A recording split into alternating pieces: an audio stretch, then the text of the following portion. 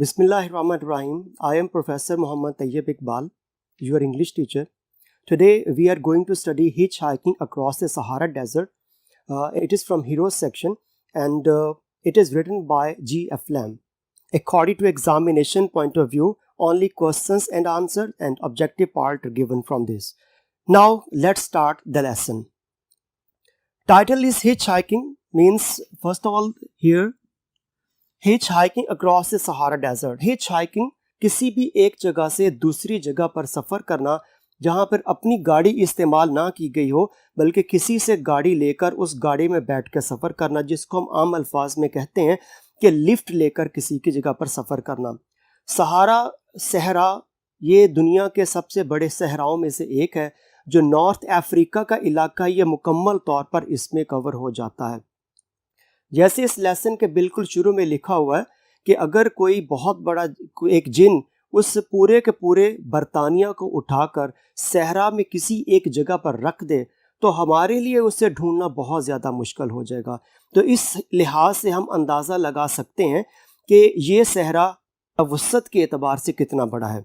Hitch hiking means, जैसे हम पहले डिस्कस कर चुके हैं कि किसी से लिफ्ट लेकर सफ़र करना, इसको उर्दू में ये भी कह सकते हैं बेगार की गाड़ी में सफ़र करना, बग़ैर पैसों के सफ़र करना। Travel by getting free lifts in passing vehicles across, that is the part of the title across. Across means to cross from one point of a thing to another, किसी भी जगह के एक किनारे से दूसरे किनारे तक सफ़र करना, उसको पार करना, उसके लिए अक्रॉस का वर्ड हम इस्तेमाल करते हैं। तो सहारा हम पहले बात कर चुके हैं कि ये बहुत बड़े सहरा का नाम है। Now let's start reading the lesson. Hitchhiking across the Sahara by G.F. Lamb. If a giant were to pick England up and put it down in the middle of the Sahara Desert, we should have quite a task to find it. If a giant were to pick, आम तौर पर third person जो singular हुआ करते हैं उनके साथ हम सिंगुलर हेल्पिंग वर्ब इस्तेमाल करते हैं, लेकिन यहाँ पर ग्रामेटिकल स्ट्रक्चर की अगर हम बात करें तो इफ़ के साथ हमने वर लिखा हुआ देखा क्योंकि सब्जेक्ट यहाँ पर जायंट है। इफ़ अ जायंट वर, हत्ता कि जायंट तो एक सिंगुलर चीज़ का नाम है, तो जो सिंगुलर हुआ करते हैं उनके साथ तो वॉज हो सकता है, इज़ हो सकता है, हैज़ हो सकता है, या वर्ब की पहली फॉर्म के साथ हम एस या ई एस का इजाफा करते हैं। लेकिन यहाँ पर स्ट्रक्चर थोड़ा सा डिफरेंट है। इसको आम तौर पर हम अनरियल पास्ट कहते हैं, और अनरियल पास्ट से मुराद ये है कि ऐसे एक्शन जो फिल वक्त हकीकत में बिल्कुल भी मुमकिन ना हो उनको अनरियल पास्ट कहा जाता है। तो इसलिए यहाँ पर इफ़ अ जाइंट वर लिखा हुआ, ये चार अल्फाज हैं आम तौर पर जिनको अनरियल पास्ट के तौर पर हम इस्तेमाल करते हैं। जैसा कि वर अभी हमने इस सेंटेंस में पढ़ा, as if, as though, wish और वुड दैट। तो यहाँ पे इन सब के साथ अगर किसी भी सेंटेंस में इन अल्फाज में से कोई एक आ जाए तो वो अनरियल सिचुएशन को इंडिकेट करते हैं। तो सेंटेंस का मतलब ये बना if a giant were to pick England up, जो कि हकीकत में तो पॉसिबल ही नहीं है ये कि अगर एक जिन इंग्लैंड को उठाए and put it down in the middle of the Sahara desert, और सहारा के एन वस्त में किसी जगह पर रख दे, we should have quite a task to find it, तो हमें उसको तलाश करने के लिए बहुत मेहनत करनी पड़ेगी, यानी हमारे लिए ये नामुमकिन हो जाएगा कि हम सहारा को ढूंढ सके, सहारा में रखे हुए उस इंग्लैंड को ढूंढ सके। दूसरी बात, जब हम किसी भी डेजर्ट का नाम लिखते हैं तो ग्रामेटिकल पॉइंट ऑफ व्यू से देखा जाए तो सहराओं के नामों के साथ हम डेफिनेट आर्टिकल दी लाजमी लिखा करते हैं। तो इसलिए यहाँ पर इस सेंटेंस में द सहारा डेजर्ट लिखा है। The full Sahara area stretching almost the complete width of north Africa, कि ये सहारा रेगिस्तान नॉर्थ अफ्रीका के मुकम्मल इलाके में फैला हुआ है और ये many times the size of great Britain, और अगर इस सहारा का मुकाबला मुवाजना किया जाए ग्रेट ब्रिटेन के साथ, बरतानिया के साथ, और बरतानिया बजाते खुद 4 ममालिक का मजमुआ है, तो ग्रेट ब्रिटेन फिर भी छोटा रह जाएगा और यह सहारा रेगिस्तान उससे भी कई गुना बड़ा होगा। अबाउट, अब ये अभी जो हमने पहला पैराग्राफ पढ़ा, तो इसमें से एक सवाल भी पूछा जा सकता है, यानी the size of Sahara, question पूछा जा सकता है कि what is the size of Sahara, या अगर कंपैरिजन पूछा जा सकता है कि सहारा का अगर मुवाजना किया जाए ग्रेट ब्रिटेन के साथ तो कौन ज्यादा बड़ा होगा। तो इस पैराग्राफ को हम क्वेश्चन पॉइंट ऑफ व्यू से इंपॉर्टेंट तस्वुर करते हैं। सेकंड पैराग्राफ में about half of the gigantic area is mainly under French control, कि ये सहारा रेगिस्तान बहुत बड़ा है लेकिन इसका तकरीबन निस्फ इलाका ये फ्रांस की हुकूमत के ज़ेरे तसल्लुत है, यानी फ्रांस ने इन पर कब्जा किया उन इलाकों पर। तो इसलिए लिखा कि इसका जो जाइगैंटिक ह्यूज, बहुत बड़ा, उसे कहा जाता है gigantic, immense, colossal, massive, huge. तो तकरीबन उसने कहा कि इसका ज्यादातर हिस्सा फ्रांस के कब्जे में आता है। वेरी रिसेंटली इंडीड, ये वर्ड रिसेंटली जिसको हम कहते हैं हाल ही में, कुछ ही अरसा पहले, ये सेंटेंस जो वेरी रिसेंटली से शुरू हो रहा है, तो रिसेंटली लफ्ज़ आम तौर पर प्रेजेंट परफेक्ट टेंस में इस्तेमाल किया जाता है और ये एमडी कैट के हवाले से ये सेंटेंस बहुत अहमियत रखता है और ये आ भी चुका है। तो very recently Indeed the discovery of oil beneath the sand has begun, has के बाद वो आपकी थर्ड फॉर्म begun इस्तेमाल की गई, और अभी यहां पर लिखा हुआ कि वेरी रिसेंटली, जैसे मैंने बताया, ये प्रेजेंट परफेक्ट टेंस में इस्तेमाल किया जाता है।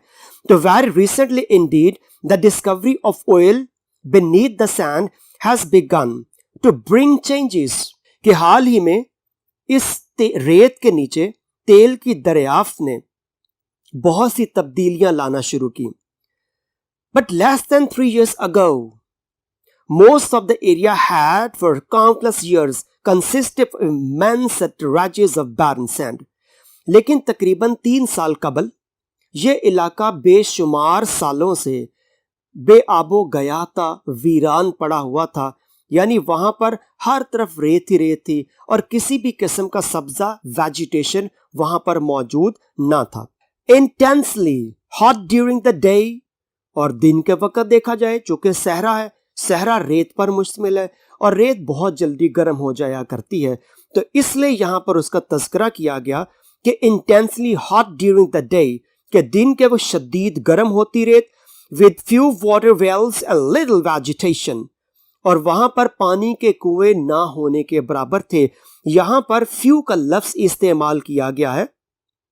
फ्यू अकेला लिखा जाए तो हमेशा नेगेटिव सेंस देता है, मिसाल के तौर पर, और ये काउंटेबल नाउन्स के साथ इस्तेमाल करते हैं।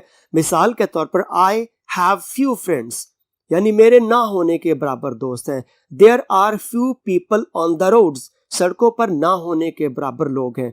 तो अगर हम इससे पहले इनडेफिनेट आर्टिकल ए लिख देंगे तो फिर ये पॉजिटिव सेंस रख देगा, यानी निस्बतन कंपैरेटिवली तादाद थोड़ी सी ज्यादा है। तो यहां पर उसी का तस्करा किया गया, with few water wells and little vegetation, और यहां पर वाटर वेल्स, पानी के कुएं, बहुत ही कम है, यानी ना होने के बराबर, और सब्जा तो बिल्कुल ही कम है। अब लिटिल का वर्ड इस्तेमाल किया गया, यह भी एडजेक्टिव है। अ लिटिल भी पॉजिटिव कॉन्सेप्ट नहीं रखता, क्योंकि अकेला लिटिल नेगेटिव है, इसके साथ भी फ्यू की तरह अगर ए का इजाफा किया जाए तो अ लिटिल बन जाता है, निस्बतन थोड़ी सी ज्यादा मिकदार। तो यहां पर जो बात की गई कि पानी के कुएं भी ना होने के बराबर हैं और सब्जा भी बिल्कुल कम हुआ करता है। लार्ज पार्ट्स वर ऑलमोस्ट अनइनहैबिटेड, और इस इलाके के, इस सहरा के बहुत ज्यादा इलाके ऐसे हैं जहां पर आबादी नहीं है, वो बेआबाद है। In other parts there were just a few towns very widely scattered and occasional wandering tribes of Arabs or Berbers.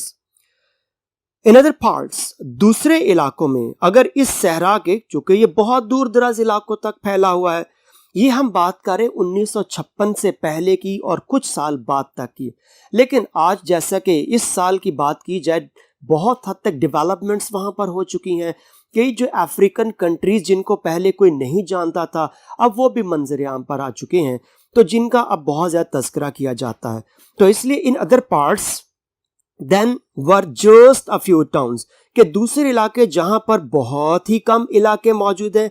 अब यहां पे लिखा हुआ है अ फ्यू टाउन्स, जो अभी ऊपर 2 लाइंस ऊपर हमने पढ़ा था अकेला फ्यू लिखा हुआ था, फ्यू वाटर वेल्स, और यहां पर क्या लिखा है अ फ्यू टाउन्स, यानी कंपैरेटिवली उनकी तादाद अब ज्यादा हो गई है। In other parts then were just a few towns very widely scattered, और कुछ इलाके हैं जो दूर दूर बिखरे हुए हैं, and occasional wanting tribes of Arabs और बर्बर्स, और खाना बदोश अरबों के या बर्बर, जो पुराने जमाने में बी कैपिटल लिखा हुआ ये प्रॉपर नाउन है, ये नॉर्थ अफ्रीका के बाशिंदों को कहा जाता है बर्बर। ये टिपिकल एक लफ्ज इस्तेमाल करते हैं नॉर्थ अफ्रीकन पीपल के लिए, तो इनको अब बद्दू भी कह सकते हैं और वैसे बर्बर लोग भी कह सकते हैं। मुख्तलिफ अल्फाज में अगर देखा जाए तो बद्दू के अलावा बर्बर को वैशी कबीला भी तस्वुर किया जाता था, लेकिन इस लेसन में उसका किसी भी किस्म कोई अलामत हमें नहीं मिलती। और कभी कभार खाना बदोश अरबों और बर्बर जो काफिले वो इधर उधर भटकते हुए चलते फिरते दिखाई देते हैं। तो अब तक जो हमने पैराग्राफ्स पढ़े उनमें जो मुख्तलिफ अल्फाज जो डिफ़िकल्ट हैं according to examination point of view, जिनके सिनोनिम पूछे जा सकते हैं, वो भी हम डिस्कस कर लेते हैं। जैसे पहला लफ्ज़ हमने जाइगेंटिक पढ़ा था फर्स्ट पैराग्राफ के अंदर, तो gigantic means huge. Second paragraph की पहली लाइन में ये लफ्ज़ लिखा हुआ था gigantic means huge, immense, colossal, massive, gigantic. Uninhabited जहां पर आबादी बिल्कुल मौजूद ना हो, अनपॉपुलेटेड, अनऑक्यूपाइड, डेजर्टेड और unpopular, unpeopled. Unpopulated means unpeopled जहां पर लोग आबाद मौजूद ना हो। सेट्रैचेस दूर दूर तक वुसअत के साथ फैले हुए इलाकों को सेट्रैचेस कहा जाता है। तो expense areas, vast areas, huge areas. Next है ओकेजनल। ओकेजनल मतलब होता है कहीं कहीं चलते फिरते भटकते हुए। तो इरेगुलर, स्पोर्डिक, फ्यू।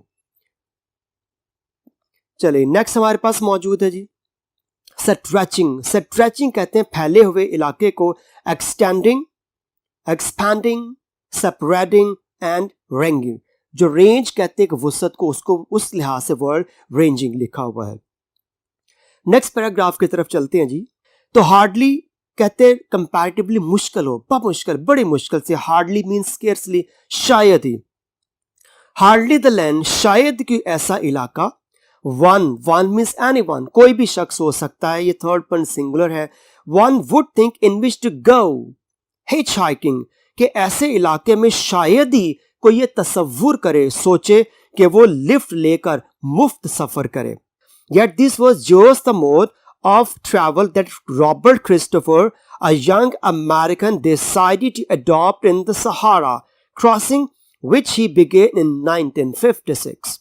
तो क्रिस्टोफर जो एक अमेरिकन नौजवान था, उसने सहारा को पार करने के लिए ये जरिए सफ़र इख्तियार किया कि मुफ्त और लिफ्ट लेकर सफ़र किया जाए, और इस सफ़र का आगाज़ उसने 1956 में किया। When he was a child, जब वो एक बच्चा था, every time he was naughty, मुसलसल वो शरारतें करता, यानी बहुत ही शरारती किस्म का बच्चा था वो। His foster mother used to threaten to send him to Timbuktu. तो उसकी जो फोस्टर मदर रजाई वालदा थी, उसने जब भी देखना कि क्रिस्टोफर शरारतें कर रहा है, वो उसको थोड़ा सा थ्रेट करने के लिए, डराने के लिए कि शरारतें करने से रुक जाए, बाज आ जाए, उसे कहते अगर तुमने अपनी शरारतें ना रोकी मैं तुम्हें टिम्बकटू भेज दूंगी। When he was a child, every time he was naughty, his foster mother used to threaten to send him to Timbuktu. Instead of alarming him, बजाय इसके कि वो ये बात सुन के कि उसकी वालदा उसको डरा रही कि तुम्हें टिम्बकटू भेज देंगे, तो डरने की बजाय क्या होता कि the idea aroused in him a keen desire to this distant. अब यहाँ पे क्या था कि अक्सर हुआ करता है कि हम भी बच्चों को डराते हैं कि वो जिन आ जाएगा, वो पकड़ के ले जाएगा, मुख्तलिफ किस्म के हम भी बहाने हीले बनाते हैं बच्चों को डराने धमकाने के, बच्चे शरारतें करने से बाज आ जाएं। तो इसी तरह उसकी फोस्टर मदर ने कहा कि अगर तुमने शरारतें करने से तुम बाज ना आए तो तुम्हें मैं टिम्बकटू भेज दूंगी। तो अभी जिस सेंटेंस में इंस्टेड ऑफ अलार्मिंग हिम, बजाय इसके कि वो खौफजदा हो जाता, तो उसके खौफजदा होने की बजाय इस ख्याल ने उसके दिल के अंदर इस दूर उफ्तादा शहर, इस दूर दराज शहर जो टिम्बकटू था, उसको देखने की ख्वाहिश पैदा कर दी। यानी एक क्यूरियोसिटी, एक तजस्सुस पैदा हो गया कि मैं जो मर्जी हो जाए, अब तो मैं इस इलाके में जाकर रहूंगा, ये टिम्बकटू है क्या। तो इस पैराग्राफ में आने वाले अहम जो अल्फाज हैं उनके मीनिंग्स और सिनोनिम्स की तरफ जाते हैं। अराउज्ड का मतलब हमने इसमें देखा, arouse means stirred up, caused मतलब किसी चीज की वजह बनना, किसी की तस्कीन को बढ़ा देना। थ्रेटन मींस वॉर्न, धमकाना, डराना, धमकाना, थ्रेटन। या समटाइम्स हम किसी को डांटने डपटने के लिए भी इस वर्ड को इस्तेमाल करते हैं, जैसे एडमॉनिश है, रिब्यूक हुआ करता है। उसके बाद immense means vast, enormous, gigantic. Intensify या इंटेंसली, शिद्दत से, बहुत ज्यादा, सवियरली, टेरेबली, वेहेमेंटली। वेजिटेशन सब्जा को कहा जाता है, यहाँ पर सब्जा मौजूद है, फसलें मौजूद हैं, फलदार दरख्त मौजूद है, ये वैसे कोई दरख्त मौजूद है उनको कहा जाता है वेजिटेशन। हर्बेज, ग्रीनरी। मोड मीन्स या मेथड कहा जाता है, तरीकाकार। और उसके बाद अलार्मिंग, अलार्मिंग मीन्स थोड़ा सा डर, खौफ पैदा हो जाना, डरना, डराना, धमकाना। तो इसके सिर बन जाएंगे फ्राइटनिंग, हॉरिफाइंग और शॉकिंग। नेक्स्ट पैराग्राफ जी। By the time he was a young man, he was firmly gripped by wanderlust.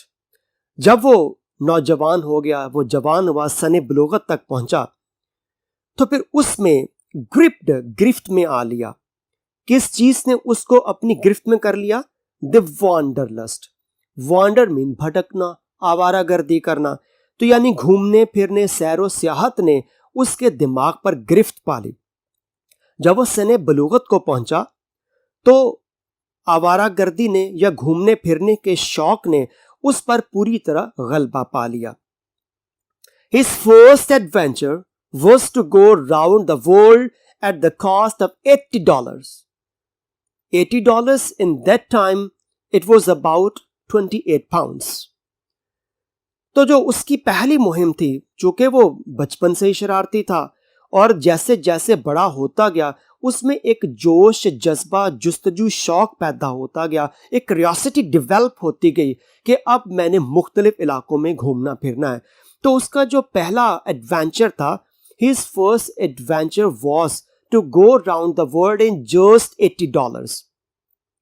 तो उसका जो पहला कारनामा, पहली मुहिम थी, वो महज $80 में पूरी दुनिया के गिर्द चक्कर लगाना था।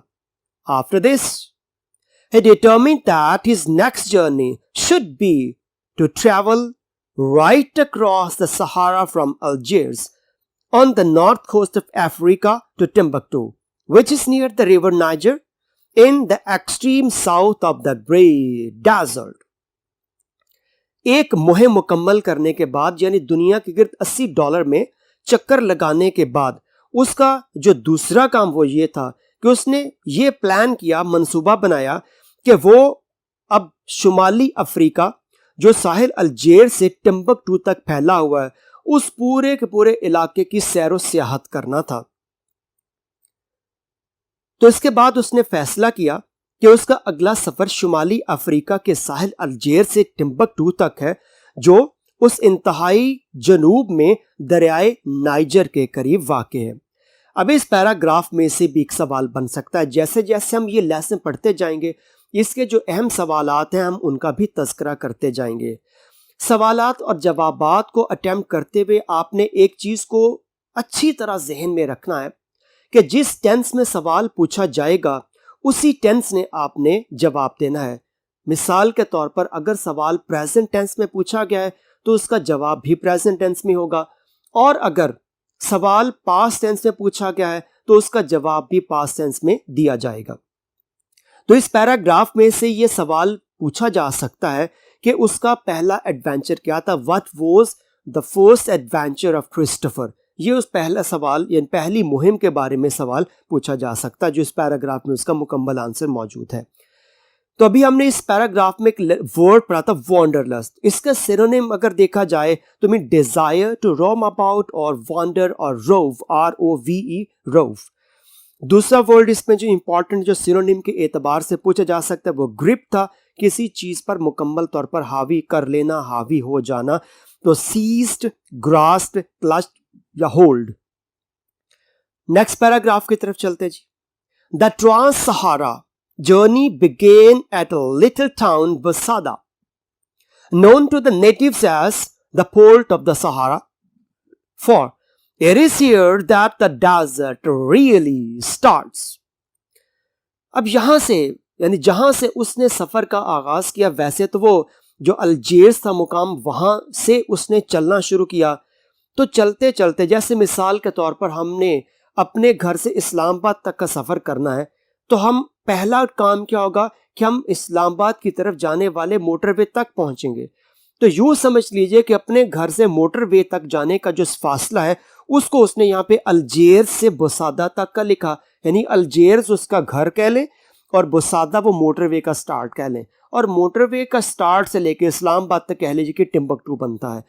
तो ये वो पैसेज है जहां पे असल उसके सफर का आगाज होता है। तो टर्म यहां पर यूज किया ट्रांस सहारा। ट्रांस सहारा यानी कि ट्रांस मींस क्रॉस करना। तो सहारा को पार करने का जो सफर था वो एक छोटे से इलाके बोसादा से शुरू हुआ। तो सहरा के बीचों बीच सफर एक छोटे कस्बे बोसादा से शुरू हुआ, जिसे मुकामी लोग, जो उस इलाके के जो नेटिव पीपल थे, वहां के लोकल पीपल थे, वो पोर्ट ऑफ द सहारा यानी कि सहारा के आगाज, सहारा की बंदरगाह कहा करते थे, क्योंकि उसी इलाके से बोसादा से सहारा का आगाज होता था। Christopher discovered that a desert truck was leaving for the south shortly. तो जब क्रिस्टोफर बोसादा पहुंचा तो उसको पता चला कि कुछ ही देर में यहां से एक ट्रक है, वो ट्रक सफर करने का आगाज शुरू होने वाला है, यानी कि ट्रक निकलने वाला है। चूंकि वो सहराई इलाके थे तो उसमें आम जैसे हमारी गाड़ियां, सादा गाड़ियां घरों में हम इस्तेमाल करते हैं, ये हमारी इन गाड़ियों जैसी कारें वहाँ पर इस्तेमाल नहीं होती। वहाँ पर मखसूस किस्म के जो ट्रक्स हैं या जीप्स हुआ करती हैं, उनको, जिनको पेट्रोल जीप्स कहा करते हैं, इसी लेसन के एंड पे जाके हम उनका भी तस्करा पढ़ेंगे। तो उन जीप्स को हम इस्तेमाल करते हैं सफ़र करने के लिए, या जो ट्रक्स हैं वो ट्रक्स इस्तेमाल किए जाते हैं। तो क्रिस्टोफर को पता चला, discovered means came to know, उसको पता चला कि एक डेजर्ट ट्रक है, सहराई ट्रक, जो कुछ ही देर में जुनूब की तरफ सफर उसका शुरू होने वाला है। And he arrange with the driver to be given a lift as far as it went. तो क्रिस्टोफर उस ड्राइवर के पास गया, उस ट्रक के ड्राइवर के पास गया और उसको जाके थोड़ा सा रिक्वेस्ट की कि आप जा ही रहे हैं तो मुझे भी साथ ले जाएं। जैसा कि हमने लेसन के शुरू में भी इसको डिस्कस किया था, चूंकि ये हिच हाइकिंग है, यानी कि वो ट्रक वाला ना तो उसको जानता था और ना उसने उसको पे किए, यानी लिफ्ट का उसने कहा उसको। तो उसने ड्राइवर के साथ ये तय कर लिया कि जहां तक, जो वर्ड यहां पे as far as it went, कि जहां तक आप जा रहे हैं मुझे भी साथ ले जाएं। द कंडीशंस, यानी सफर शुरू हो गया जी। द कंडीशंस वर एगोनाइजिंग, जो हालात थे वो इंतहाई ज्यादा पैथेटिक थे, काबिले रहम किस्म के थे, बहुत ही अजियतनाक तकलीफ द सूरत हाल थी, क्योंकि क्रिस्टोफर को तो पहले नहीं पता था। मिसाल के तौर पर अगर हमने कभी भी किसी वैगन का सफ़र ना किया, लोकल वैगन का सफ़र ना किया हो, और अगर हमें वो सफ़र करना पड़ जाए, वो धक्कम पेल वाली सिचुएशन हो, तो हम बहुत जल्दी उससे बेजार हो जाएंगे, हो सकता है कि हम आउट ऑफ सेंसेस हो जाएं। तो यही कुछ कैफियत जो थी वो किसके साथ थी, वो क्रिस्टोफर के साथ थी। तो जैसी सफ़र का आगाज होता है, द कंडीशंस वर एगोनाइजिंग, वो हालात नाकाबिले बर्दाश्त थे, वो तकलीफदा थे। क्यों? वजह ये थी, 3 men, driver, greaser and passenger, जो कि ट्रक में तो पीछे तो मिसाल के तौर पर अगर वो, जैसे हम अक्सर रोड्स पर देखते हैं कि वो ऑयल टैंकर हुआ करते हैं कि ट्रक आगे केबन है, पीछे एक बड़ी सी टैंकी लगी होती है, तो हो सकता वैसा हो, या रेत वाले बजरी वाले ट्रक हो तो ऐसा कोई ट्रक भी हो सकते, लेकिन वहां पर पीछे बैठने की जगह नहीं हुआ करती। तो फिर आगे एक केबन है, ड्राइवर बैठा हुआ, उसका हेल्पर जिसको ग्रीजर कहते हैं, बसेस में जैसे कंडक्टर हुआ करते हैं तो यहाँ पर वो ग्रीजर था। तो उसके साथ ही घुस के कौन बैठ गया? क्रिस्टोफर बैठ गया। सहरा में तो वैसे भी बहुत ज्यादा गर्मी हुआ करती है, तो जब वो तीनों इकट्ठे बैठे, दिन का वक्त है, सफर शुरू होता है और शदीद गर्मी का मौसम है, तो हालात आउट ऑफ कंट्रोल हो गए। The conditions were agonising, 3 men, driver, greaser and passenger, sat by sat। यहां से जो हमने लेसन अभी शुरू किया, ये एक किस्म का एक स्टोरी मोड शुरू हो चुका हमें, यानी यहां से हम कहानी शुरू हो रही। यहां से आगे देखें कि जैसे कोई बंदा कहानी सुना रहा हो, एक वैसे कहानी शुरू हो जाती है। इसके लिए हम यहाँ पे कहेंगे स्टोरी मोड शुरू हो चुका हुआ है।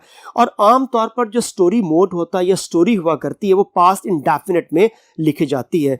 इसीलिए यहाँ पे जो वर्ड हमने अभी पढ़ा कि वो तीनों आदमी सैट, वर्ब की सेकंड फॉर्म में, पास्ट इंडेफिनिट में वर्ब की सेकंड फॉर्म में इस्तेमाल की जाती है। Sat by sat these three men, driver, greaser and passenger, sat side by side in the front seat, traveling at a bare 32 kilometers an hour। ये इंतहाई नाकाबिले बर्दाश्त जगह थी, क्योंकि एक नशिस्त पर 3 लोग बैठे हुए, फ्रंट उसका जो केबन है, ड्राइवर, ग्रीजर और पैसेंजर। और ट्रक जो कि रेत का इलाका है, तो वहां पर तो तेज रफ्तारी दिखाई ही नहीं जा सकती। तो 32 किलोमीटर फी घंटा की रफ्तार से सफर जारी था। While the temperature rose steadily, अगर उन्होंने सुबह के वक्त 7-8 बजे सफर शुरू किया, जैसे जैसे सूरज बुलंद होता जाएगा, गर्मी बढ़ती जाएगी। चूंकि गर्मी कैसे बढ़ेगी? रेत है, रेत जैसे टेम्परेचर बढ़ता जाएगा और ज्यादा हीट अप होता जाता है atmosphere. In 2 hours, a flask of cold water became hot enough to make tea। तो 32 किलोमीटर फी घंटा की रफ्तार से अगर ट्रक सफर करेगा और गर्मी शिद्दत की हो जाएगी, तो अगर उनके पास ठंडे पानी की एक बोतल भी मौजूद हो, तो 2 घंटे में वो ठंडे पानी की बोतल में पानी इतना गर्म हो जाएगा कि उससे आराम से चाय बनाई जा सकती हो। तो इस पैराग्राफ में जो इंपॉर्टेंट वर्ड्स हैं, उनके सिनोनिम्स भी हम साथ देख लेते हैं। तो वर्ड थे एगोनाइजिंग, तकलीफ दा, अजियतनाक, the torturous, excruciating, acute, painful. Natives, second word इसमें आया था। नेटिव्स मुकामी लोगों कहा जाता है, लोकल, टाउनी, लुकलाइट। उसके बाद ये आगे हम पढ़ते हैं नेक्स्ट पैराग्राफ पर। Presently a fast moving weapons career. अब ये जो वेपन्स कहते हैं असलहा बरदार को, तो असलहा बरदार एक जो कैरियर, कैरी कहते हैं उठा लेना, जैसे I have carried a laptop और अ टैब। तो कैरियर कैरी करना। दूसरा वर्ड तो करियर, करियर कहते हैं पेशा, कोई भी पेशा जिसको हम प्रोफेशन कह सकते हैं। तो यहां वर्ड जो कि वेपन्स कैरियर। तो प्रेजेंटली उसी वक्त कुछ ही देर में एक तेज रफ्तार, फास्ट मूविंग, तेज रफ्तार असलहा बरदार ट्रक ओवरटुक देम, उन तक जा पहुंचा या उनसे आगे गुजरी वो गाड़ी। Christopher stopped it. अब जैसे क्रिस्टोफर ने देखा कि उनसे तेज रफ्तार एक ट्रक गुजरा, तो उसने फौरन, क्रिस्टोफर ने किसी तरह से उसको रोका। And begged lieutenant in charge to relieve him from the misery of slowly baking to death at 20 miles an hour। तो क्रिस्टोफर ने उससे दरखास्त की कि मुझे मेरी जान छुड़ा दो, कि इस इतनी सुस्त रफ्तार ट्रक में, अभी हमने जो पिछला पैराग्राफ पढ़ा वहां पर लिखा था 32 किलोमीटर फी घंटा की रफ्तार से जा रहा था, और अभी हमने लिखा कि 20 माइल्स, यानी बोथ आर ऑलमोस्ट इक्वल। पहले उनका जिक्र किया गया था किलोमीटर में, और अब उसका तज़किरा किया गया है माइल्स, मील के अंदर। तो क्रिस्टोफर ने उस लेफ्टिनेंट, अगर इस वर्ड को हम ब्रिटिश एक्सेंट में पढ़ेंगे तो उसको लेफ्टिनेंट पढ़ा जाता है, और अगर हम इसको अमेरिकन एक्सेंट पढ़ेंगे तो इसको लेफ्टिनेंट पढ़ा जाता है। तो because we are following standard English, that is British accent, तो we have to pronounce this word as lieutenant. तो क्रिस्टोफर ने उस ट्रक को रोका उसमें जो उस वक्त इंचार्ज था उस वेपन्स कैरियर का, उस वेपन्स कैरियर ट्रक का इंचार्ज लेफ्टिनेंट था, उसको दरखास्त की कि वो इसे इस मुसीबत से निजात दिलाए कि वो 20 मील फी घंटा की रफ्तार से जो आहिस्ता आहिस्ता, जो वर्ड बड़ी प्यारी टर्म यहां पर यूज की गई, स्लोली बेकिंग टू डेथ, कि मैं आहिस्ता आहिस्ता, जैसे बारबेक्यू होता है ना कि आहिस्ता आहिस्ता वो बोटियां जो हमने कोयलों के ऊपर रखी होती हैं वो इट टेक्स टाइम, थोड़ा वक्त लगता है, लेकिन वो एंड पे बारबेक्यू बन जाता है। तो क्रिस्टोफर ने उस पर दरखास्त की कि मुझे आहिस्ता आहिस्ता ये भून कर मौत के मुंह में जाने से बचा लो। The lieutenant pointed out that strict military regulations forbade the carrying of civilians, तो परमिशन नहीं होती। तो इसी तरह लेफ्टिनेंट ने क्रिस्टोफर्स को कहा कि मुझे इजाजत नहीं है कि मैं भी आपको अपने साथ बिठा सकूं। तो स्ट्रिक्ट मिलिट्री रेगुलेशंस के मिलिट्री के सख्त किस्म के उसूल हैं जो फॉरबिड की सेकंड फॉर्म है फॉरबिड, फॉरबिडन, फॉरबिडन, कि इजाजत नहीं है कि हम तुम्हें भी अपने साथ बिठा लें, कि कैरिंग ऑफ सिविलियंस, के हम आम लोगों को अपने साथ बिठा सकें, यानी गैर फौजियों को फौजियों की गाड़ी में लिफ्ट देने की इजाजत नहीं है। तो फॉरबिड हम डिसअलाउ कह लें उसको। Christopher replied by producing a permit from the war ministry, given him permission to join the French Foreign Legion for a short period in order to collect material for an article. Christopher ने भी कुछ ना कुछ Healy बहाने करने थे, यानी चालाक तो था। ऑब्वियसली जो बंदा फैसला कर रहा है कि इतने बड़े दूर दराज के इलाके में फैले हुए सहारा को बगैर किसी गाड़ी के पार कर रहा है, यानी अपनी गाड़ी के बगैर पार कर रहा है, तो कुछ ना कुछ प्लान्स उसने भी बना रखे होंगे। तो फौरी तौर पर जब उस लेफ्टिनेंट ने कहा कि इजाजत नहीं है उनके सिविलियंस को भी अपने साथ कैरी करें, तो उसने कहा कि मेरे पास एक लेटर है। उसने फौरन अपनी जेब से एक लेटर निकाला और खोल के दिखाया कि मेरे पास एक लेटर मौजूद है, ये देखिए इसके ऊपर लिखा हुआ कि मैंने अपने एक रिसर्च आर्टिकल के लिए कुछ मटेरियल इकट्ठा करना है, कुछ डाटा इकट्ठा करना है, तो इसलिए मुझे फ्रेंच फॉरेन लीजन में शमूलियत के लिए उनके साथ जाने के लिए इजाजत मिली हुई है। तो उसने उस लेटर को दिखा दिया।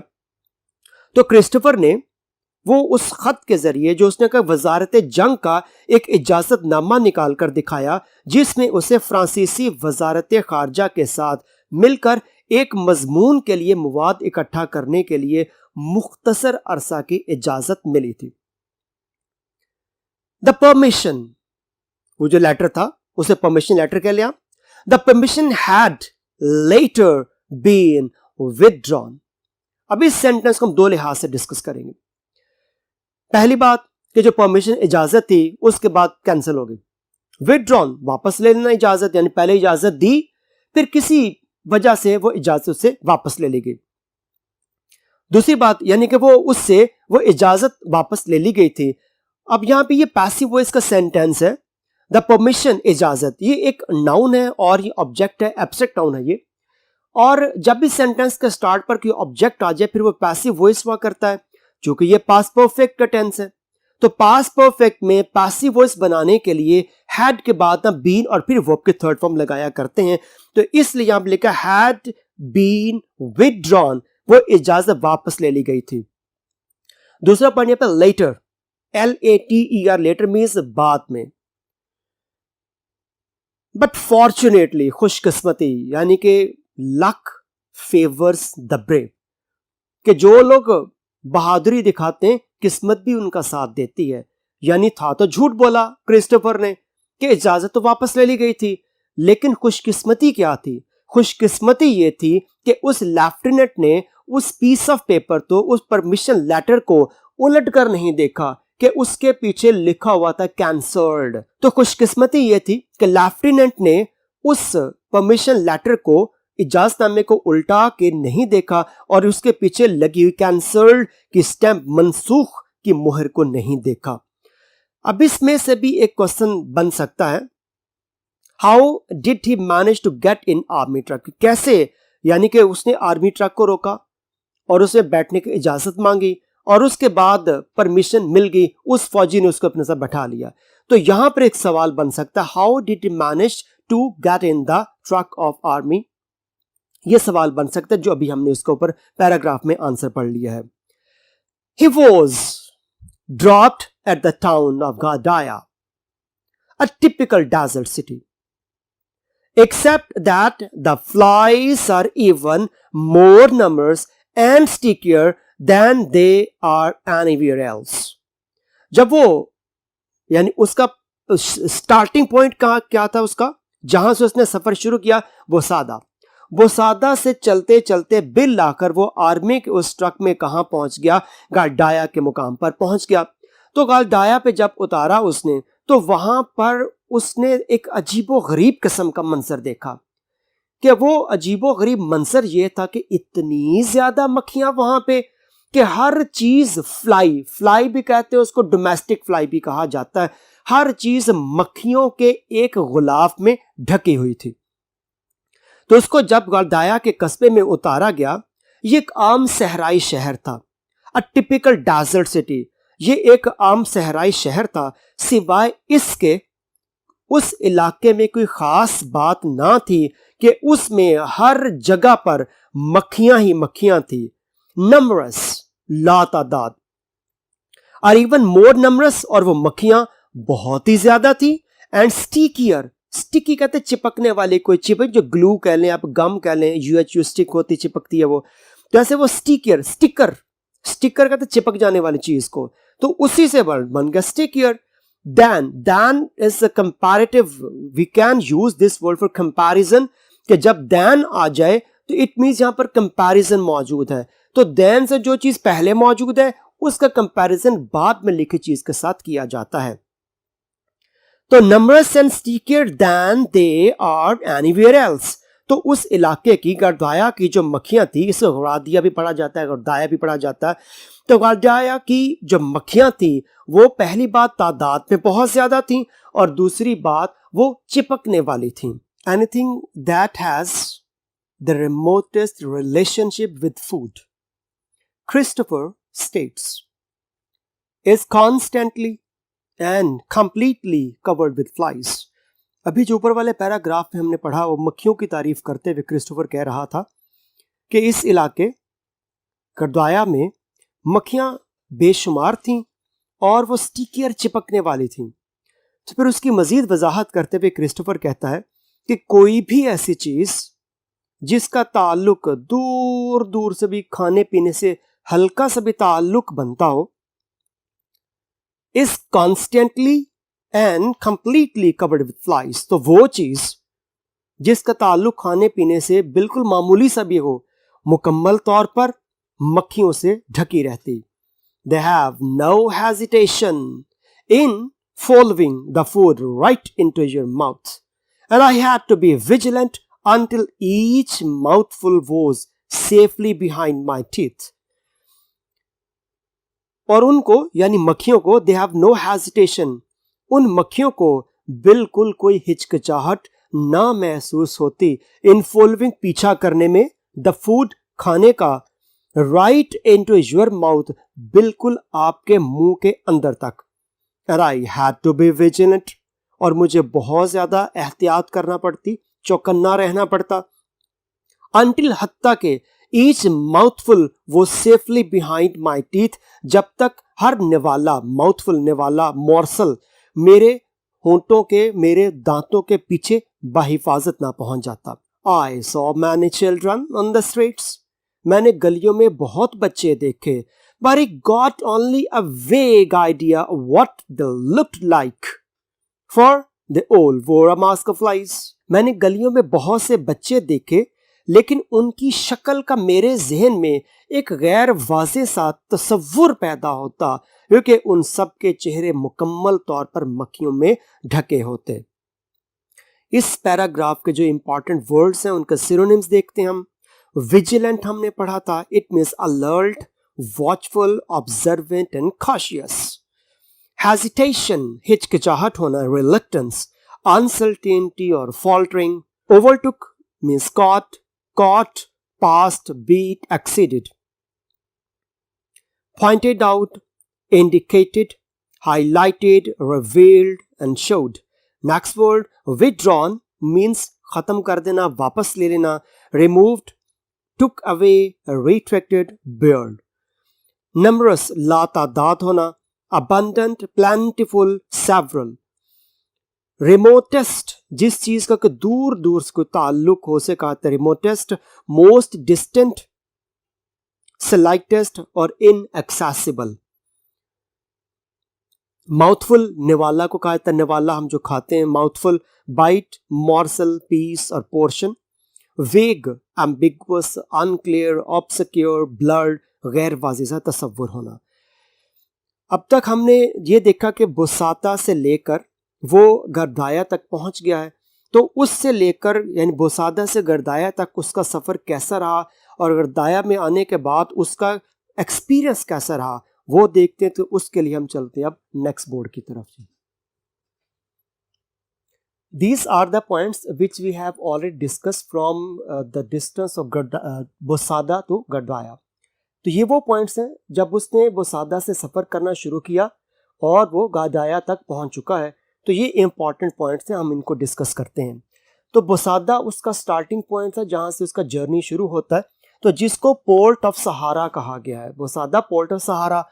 फिर फर्स्ट ट्रक, बुसादा में जिस ट्रक में वो बैठा था फर्स्ट ट्रक वो स्लो, वो 32 किलोमीटर्स एन आवर की स्पीड से वो सफ़र कर रहा था. जहाँ पे अगले केबन के अंदर ड्राइवर, ग्रीजर और तो साथ उसके क्रिस्टोफर बैठा हुआ था.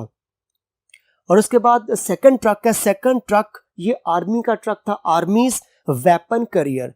ये आर्मी का ट्रक था जिसके अंदर मुख्तलिफ किस्म का असलहा पड़ा हुआ था. तो इसलिए armies weapon carrier, but no permission to take civilians.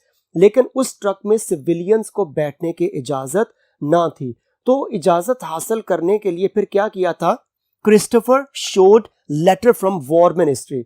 Christopher ने एक आर्टिकल मुकम्मल करने के लिए जो फ्रेंच फॉरेन लीजन ज्वाइन करना था उसके लिए एक लेटर बनवा रखा था. तो वो लेटर वो दिखाता है. लेकिन खुशकिस्मती क्या थी कि उस लेफ्टिनेंट ने उस लेटर की बैक साइड नहीं देखी जहां पर कैंसल्ड की स्टैंप लगी हुई थी और उसको बिठा लिया और उसका सफ़र चलता गया. उसके बाद उस आर्मी वेपन कैरियर ने, उस ट्रक ने उसको गर्दाया के मुकाम पर उतार दिया जो एक कस्बा टाइप इलाका था. तो reach Ghardaia, it was a typical desert city. ये एक मखसूस सहराई इलाका था जैसे कि हम सहरा हुआ करते हैं. तो उस टिपिकल डेजर्ट सिटी के अंदर जो इम्पॉर्टेंट चीज़ें या अहम चीज़ें क्रिस्टोफर ने देखी वो क्या थी, सबसे जो नुमाया चीज़ थी वो वहाँ की मक्खियाँ थीं. Numbers and stickier flies. एक तो उनकी तादाद बहुत ज़्यादा थी. हर चीज़ जो खाने पीने की अशिया थी या बच्चे घूम फिरे थे मुकम्मल तौर पर वो मक्खियों के नकाब में ढके हुए थे और वो चिपकने वाली है, जहाँ बैठ जाती उठती ही नहीं थी. फ्लाइज थी. किड्स लुक्ड लाइक वेयरिंग मास फ्लाइज. और बच्चे यूं थे जैसे उन्होंने मक्खियों के नकाब पहन रखे हुए थे और उनको देख एक गैर वाज़ेह सा एक वेग आइडिया क्रिस्टोफर के जहन में आता था कि ये क्या है, किस किस्म के ये बच्चे हैं. तो ये वो की पॉइंट्स थे जो उसने बुसादा से लेकर अब तक गर्दाया पहुंचने तक देखे थे. तो जिसको हमने शॉर्टली यहाँ पर डिस्कस किया. यहाँ पे आज का हमारा लेसन मुकम्मल होता है. तो यहीं से इंशाल्लाह ताला हम कल शुरू करेंगे जी. अल्लाह हाफिज़.